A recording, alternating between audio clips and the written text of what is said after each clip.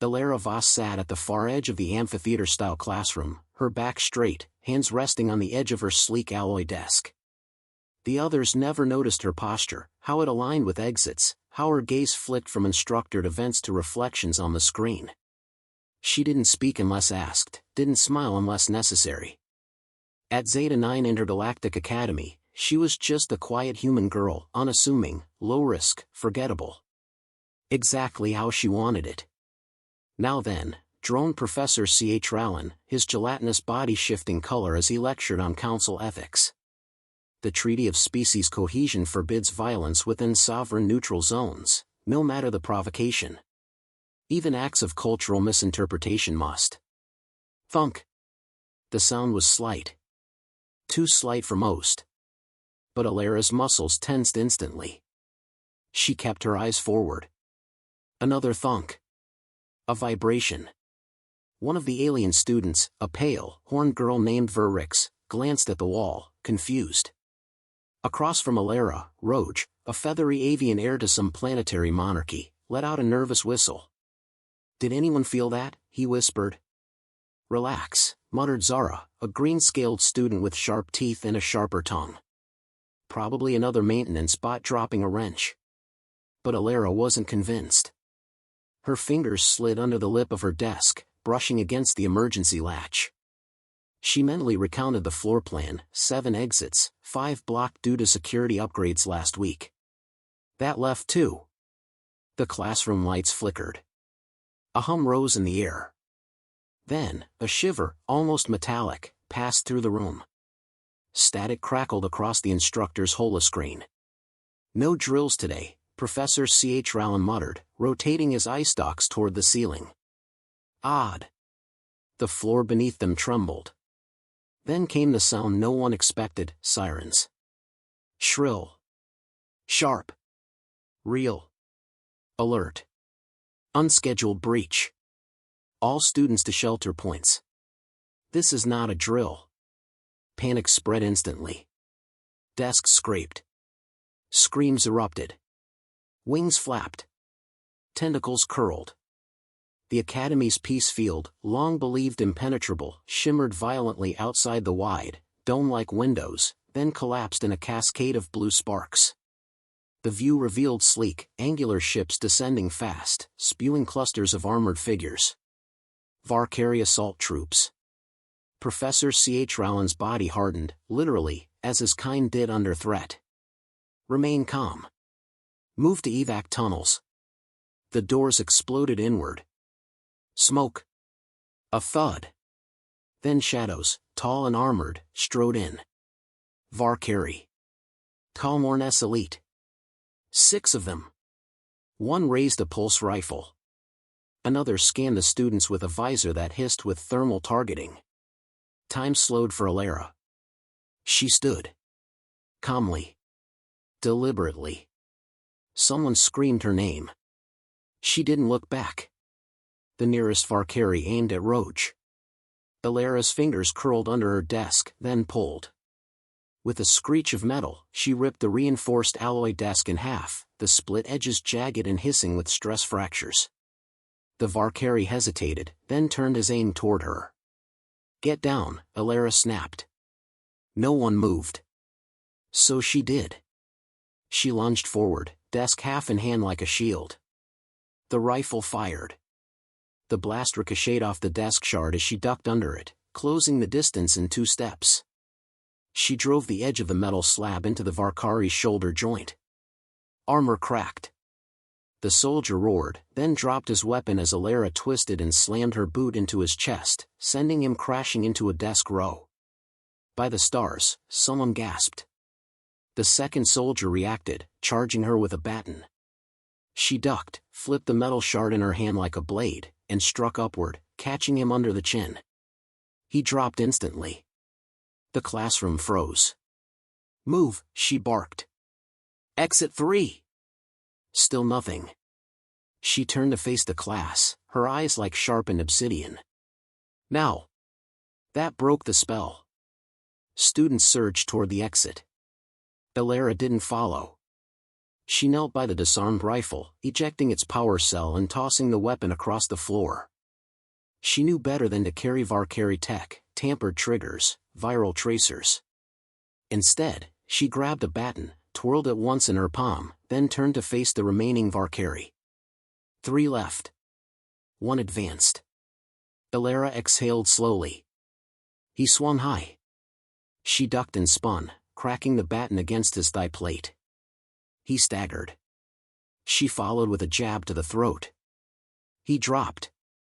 The last 2 hesitated, then activated their comms and stepped back. Cowards. No, tacticians. They weren't here to kill, they were here to capture. And that meant more were coming. A small hand gripped her sleeve. It was Roge, shaking. They'll come back. I know, she replied. What do we do? Elara's voice was steady. We don't freeze. We move. We adapt. Another tremor shook the building. Zara appeared beside her, blood trickling from her temple. Peacefield's dead. Security's gone. You just took down 4 Varkari. Elara didn't respond. Zara's eyes narrowed. You're not like the others, are you? No, Elara said. I'm from Earth. The hall outside the classroom pulsed red with emergency lights. Alarms howled, echoing down the steel and glass corridors of Zeta 9 like the cry of a dying creature.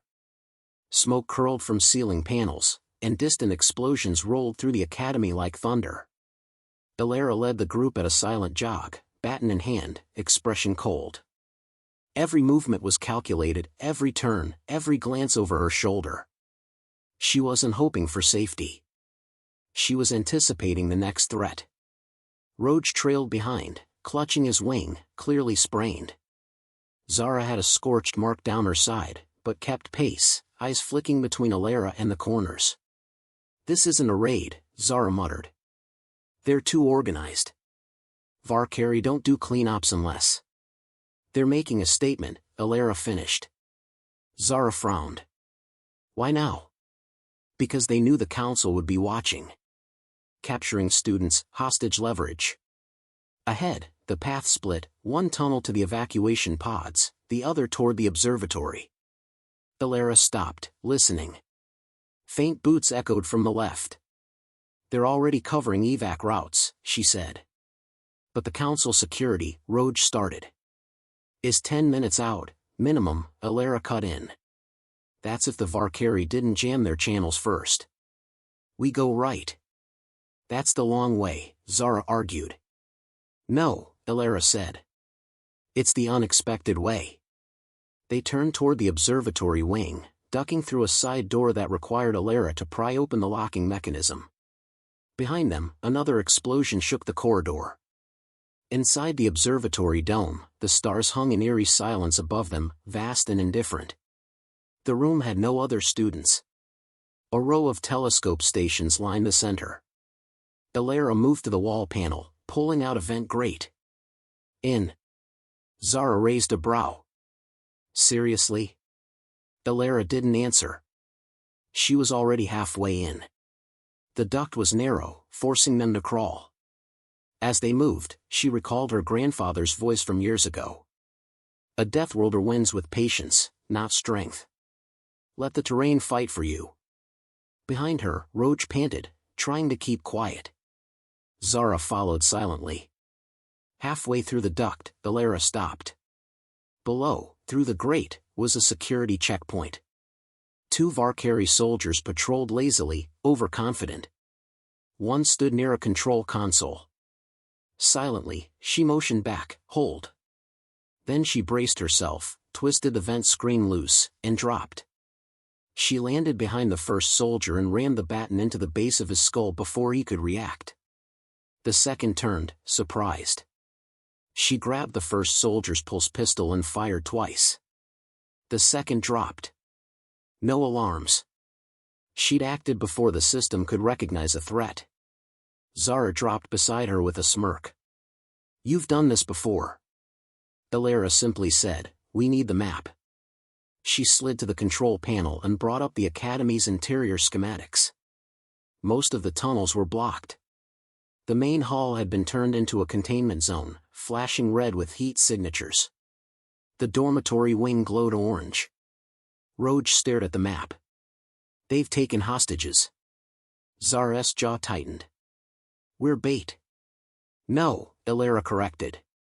They're broadcasting. She zoomed into a node-marked forum chamber, a large central hall usually used for peace debates. Now it pulsed with energy spikes. Video feeds. Microphone arrays. They're going to make a show of it, Elara said. Execute one student from each species. Force the council to submit. Roge's voice cracked. That's genocide. That's politics, Zara said bitterly. Elara locked eyes with her. We can stop it. Zara narrowed her gaze. How? You're strong, but you're not invincible. I'm not trying to be. She turned back to the map. We sneak in, sabotage the broadcast rig, and trigger the emergency purge. The failsafe doors will drop, cut off the Varkari from the hostages. Then we hold them long enough for the council guard to arrive. Roge looked terrified. That's impossible. No, Elara replied softly. It's necessary. Zara studied her. Why are you doing this? You could run. Escape. No one would blame you. Elara paused. I'm not here to prove humans are strong, she said. I'm here to prove we have control. Zara tilted her head. Control over what? Eliminating a threat without becoming one. Footsteps echoed down the hallway. Elara spun, raising her baton. But it wasn't Varkari, it was another student. A quadruped species named Sen, limping, his fur scorched. I saw you fight, he gasped. Others are hiding in the greenhouse wing. Injured. Unarmed. How many? Elara asked. Maybe 20. But they're trapped. Varkari drones patrol the entrance. Elara closed her eyes for a moment. The plan shifted in her head. We detour, she said. Save them first. We'll never make the forum in time, Zara warned. Then we buy time, Elara said. A war's not won by being first. It's won by surviving second. They moved again, this time cutting through the thermal pipes to avoid heat scans. Along the way, Elara disabled 2 more patrols using calculated strikes. She didn't kill unless necessary, but she never hesitated. The greenhouse entrance shimmered with a weak energy net. Elara tossed a nearby fire suppressant unit into the field, disrupting it with a static burst. Inside, the room was humid, lush with alien flora. Students were huddled under makeshift cover, faces wide with fear. They stared as she entered, weapon in hand. Come with me, she said. We're not dying today. One student, a pale-skinned Maraxi girl, whispered, You're the Deathworlder. Elara knelt beside her and handed her a stun baton. I'm just someone who's had a worse Monday. The girl almost smiled. As they prepared to leave, Zara stepped beside Elara. You do realize, she said, the council's going to see all of this. Elara's jaw clenched. Good. The forum chamber loomed ahead, its towering hexagonal doors sealed shut, lined with Varkari glyphs glowing red. Elara crouched behind a curved pillar just beyond the outer ring, 20 rescued students trailing quietly behind her like shadows. Most held improvised weapons. A few had nothing but fear. Across the open hall, broadcast drones hovered above the chamber, their lenses blinking. High above, the chamber's ceiling retracted in stages, exposing a signal array aimed directly at the sky. The Varkari weren't just transmitting to the council, they were showcasing their dominance to every system with a receiver. They're setting the execution stage, Zara muttered beside her, knuckles white on her stun rod. Hostages in the center, Elara observed, peeking through a cracked maintenance hatch. 4 Varkari guards. 1 at the panel. 1 running comms. In him. She didn't need to say the name. At the center of the chaos stood High Enforcer Tkalmorn, his armor jet black, trimmed with ceremonial bone. His tail flicked lazily, confident, cruel. His eyes scanned the captives, 35 students shackled in electromagnetic binds, like a predator inspecting livestock. A faint hiss clicked in Elara's throat. It wasn't anger. It was control slipping. She reined it in. "You planning to run straight in?" Zara whispered. "No," Elara said. "I'm going to challenge him." Rogue's wings trembled. "What?" "He wants a spectacle," Elara continued. "I'll give him one. A Deathworlder challenge. He can't resist. That's suicide. Only if I lose." Elara stepped into the hall. Tkalmorn turned, noticing her immediately. His mouth curled upward in amusement. "Ah," he said, voice amplified through the dome. "The feral girl from Earth. I was hoping you'd crawl out of your hole." Behind her, students gasped. Drones adjusted angles. One even zoomed for a close-up. Elara kept walking until she stood 10 meters from him. Her baton spun once in her grip, light glinting off its scorched tip. "I challenge you," she said, her voice cutting through the air like glass. "Single combat. Right here. Right now." Tkalmorn's grin widened. "You think tradition will save you? That we honor your primitive customs?" "No," Elara said. "But you honor the audience." He paused. Just a flicker. Then his eyes gleamed. The crowd, the recording, the show, he couldn't resist. "Very well," he said, tossing aside his blaster. "But if I win, your friends die." "If you win," Elara said, eyes like steel, "they're already dead." He lunged. For a giant reptilian warlord, Tkalmorn moved like lightning. His claws arced down in a hammering slash. Elara rolled sideways, baton raised, deflecting a strike that cracked the floor. She didn't counter immediately. She watched. Every Deathworld animal tested its prey. He would expect aggression. She gave him patience. He snarled and spun again, sweeping low. Elara jumped, tucked, landed in a crouch, and slammed her baton into his knee. It reverberated off armor, barely a dent. Still, he staggered. "Is this all?" he mocked.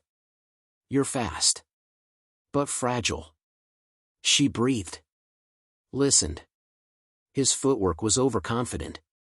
His stance, broad, exposed. She waited for his overreach. It came with a downward strike meant to split her head. She darted under, gripped the lower half of his gauntlet, twisted, and drove the edge of her baton into the joint between his arm and torso. Sparks flew. He bellowed. The drones caught it all, high-definition, multi-angle footage of a human disabling a Varkari general with barely enhanced tech. Tkalmorn roared and tackled her. They crashed into a row of seats. She rolled with it, elbows striking soft points. He pinned her briefly, then gasped as she jabbed 2 fingers into a neural cluster under his mandible. He reeled. She stood. "I've studied your kind," she said. "You fight for domination. I fight because I have no other choice." Blood dripped from his mouth. He surged one last time, claws out, screaming. And she ducked low, grabbed his charging momentum, and slammed him backward, using his weight against him. He hit the floor. Her baton struck his exposed throat. Silence. The chamber stood still. The hostages, the guards, the drones, all frozen. Elara's voice rang clear. "This is the end of your transmission." She struck the floor console with her baton, smashing the override. The signal array above sparked, shorted, and died. Emergency shutters slammed shut across the chamber. Zara and the others burst in from the side tunnel, weapons raised. The guards fell back.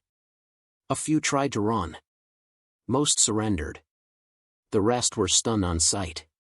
Rogue freed the hostages. Some wept. Others simply stared at Elara like she'd split the galaxy. Tkalmorn groaned, still alive. Elara stood over him. "Kill me," he rasped. She shook her head. "No. You're going to live. You're going to return to your people. And you're going to tell them exactly what happened here." He spat at her boots.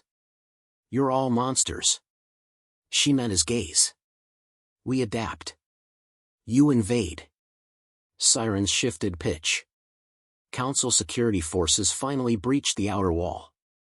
Tall, silver-clad guardians rushed into the forum, weapons drawn, only to stop when they saw the scene. One officer stepped forward, speechless. Zara spoke first. "Took your time." The officer blinked. Who led the defense?" All eyes turned to Elara. She didn't step forward. She didn't speak. She just turned away and helped the Meraxi girl to her feet. 3 days later. Galactic Council Media Archive. On every diplomatic channel, one clip played again and again, a teenage girl standing amid ruin, lifting others with her bare hands, covered in ash and blood, not smiling. Not proud. Just resolute. Debates erupted. The word Deathworlder became something different. No longer whispered in fear. Spoken in respect. One council member watched the clip on loop, eyes narrowed. "She could have killed him," he murmured. Another replied, "She did worse."